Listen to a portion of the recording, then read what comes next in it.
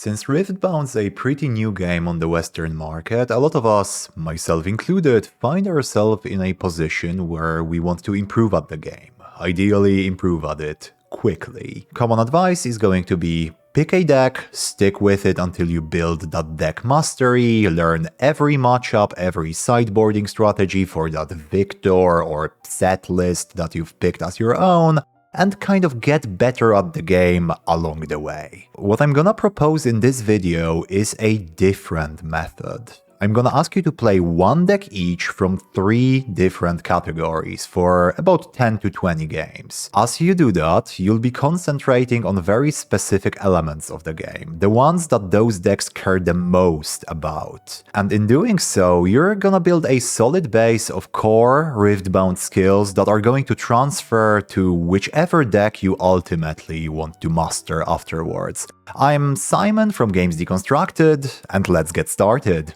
Before we start, a quick disclaimer. If building 3 different decks doesn't seem realistic for you now in paper, I know it doesn't for me, there's an excellent online scene playing on simulators. Google those, there's tournaments and everything. Now, onto the video proper. So this first one might be a bit controversial, and I won't hold it against you if you're not especially enthused by the deck's play pattern, but I'm going to recommend that you practice with an Aurora strategy. Specifically, Aurora E. And the reasoning I have is that in doing so, you will build 2 core Riftbound skills. The first of them is playing the game according to a macro plan, a strategy to be put into practice over the course of multiple turns. And this is a habit that's going to require unlearning something that I'm definitely guilty of myself, and that's attempting to play every turn optimally in the short term.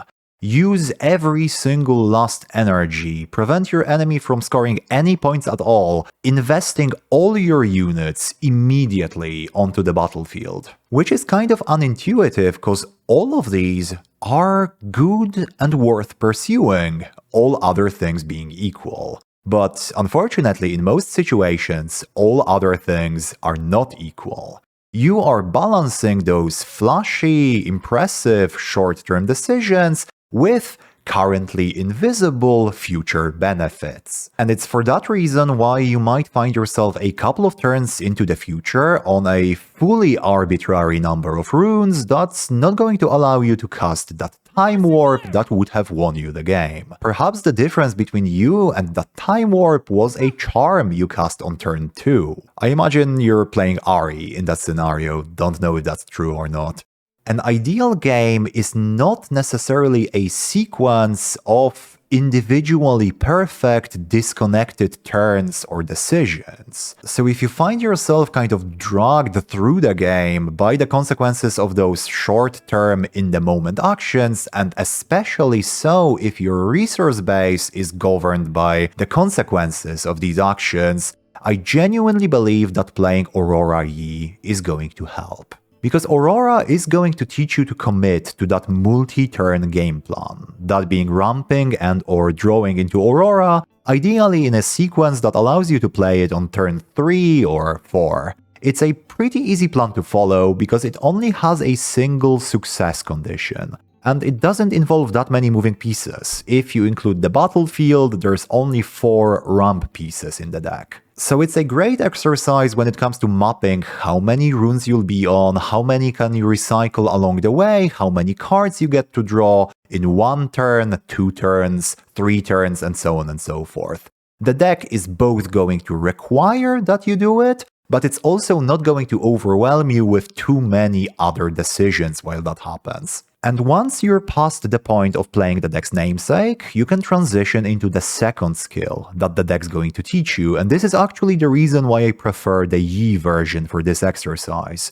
That second skill is going to be playing around your opponent's win cons. Because after you have Aurora online, it becomes your game to lose.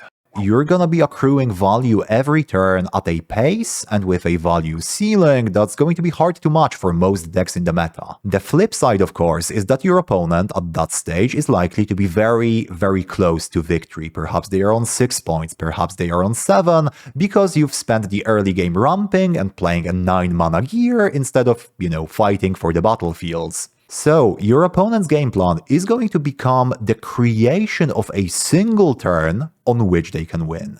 They don't need to keep winning afterwards because the game is going to end, they just need to create a single moment on which they can win decisively. And good news for you is that it's going to be pretty telegraphed how and when they try to do so, and they will only be able to do so using a very select group of cards. Now, at that stage, the Aurora is going to handle a lot of the proactive decision making. You won't be playing that many units, at least not from your hands, so you can fully concentrate on the reactive. How do I not lose to Stratagem, Watcher, Imperial Decree, Time Warp, Icathian Rain? Do I have enough insurance to greed out a second Aurora, against which of the aforementioned is that better, versus holding up both a Wind Wall and a Defy, for example? I had a game recently in which I greeded out my second Aurora, and only then did I calculate the line of my opponent having 2 Imperial Decrees in hand. And turns out, I would have gotten absolutely blown to smithereens if they had both. And that skill is going to be fully transferable to your other matchups. Knowing if a Watcher is coming and how to minimize the losses of getting blown out by it is going to be a consideration no matter what deck you're on. And I prefer both what he offers and what he requires at this stage of the game, compared to, say, the MF version. Because first, he doesn't offer you the crutch of seeing what's in your opponent's hand with cards like Sabotage or Mind Splitter. He has you be prepared for what's coming via a mixture of hand reads and holding up the right pieces of interaction like Challenge or counter spells like Wind Wall or Defy. Now, our second category is going to require that you pick up a high interaction deck with lots of removal. My choice here was Annie, because I love the deck to bits, but due to the speed at which it operates, you might be able to win certain games off of that speed alone, without fully interacting with that suite of removal-related mechanics. So ideally, you're gonna pick Kai'Sa. And bonus points on that, since Kai'Sa is a very prevalent deck in the current meta, so any understanding of the deck's play patterns you develop as a result of playing it will probably come in handy when you're facing it as well. Playing this deck will have you focus on 2 things: understanding Riftbound's speed/priority system and target selection. Let's start with the first one first. I genuinely believed that there's a good number of percentage points to be squeezed in every matchup from playing your action speed, reaction speed cards at the exact right moment. Usually that's going to be either the absolute earliest or the absolute latest that their speed category, slow action reaction, is going to allow for. And there's a pretty recognizable set of play patterns that stems from, say, most damage removal spells being action speed, while the combat tricks that you can play to counteract them being a mixture of action and reaction. And playing these decks is going to have you bump into the interplay between these 2 types of cards a lot. So after a while, you'll know the best windows to play your removal and the inverse, the best windows to counteract your opponent's removal with your own buff spells. This builds a specific part of your library of matchup knowledge as well, mainly focusing on what quantities of plus might bonus spells are available to each color combination at what speeds. And after you play a couple of games against most of the major competitive decks, you should be able to tell that, for example, green is most likely going to be able to give +2 at reaction speed with just a single card, whereas red or orange might require most of their buff spells to be played at action speed. Secondly, you'll need to add a where to the when of playing those removal spells, and that's where target selection comes in. Because unless you're playing an absolutely cracked game of Kai'Sa, you are probably not going to be killing every single one of your opponent's units through spells alone. So my recommendation here is that every time you play a removal spell, ask yourself if there were other creatures you could have cast it on. Did those creatures have different might totals? Did they have different abilities? Did any of the creatures involved in that equation have deflect? And ultimately, the question you're trying to answer is, why did I choose this creature to target with my removal spell?